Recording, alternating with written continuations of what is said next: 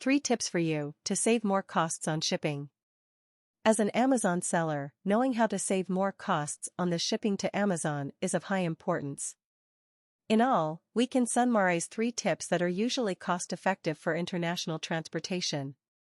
1. Avoid delivery during peak time of giants.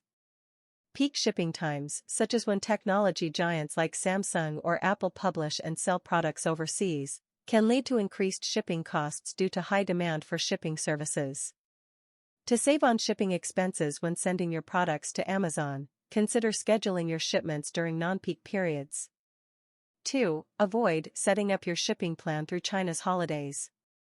China has several major holidays, such as Chinese New Year and Golden Week, during which many manufacturing facilities and logistics services in China may shut down or operate at reduced capacity.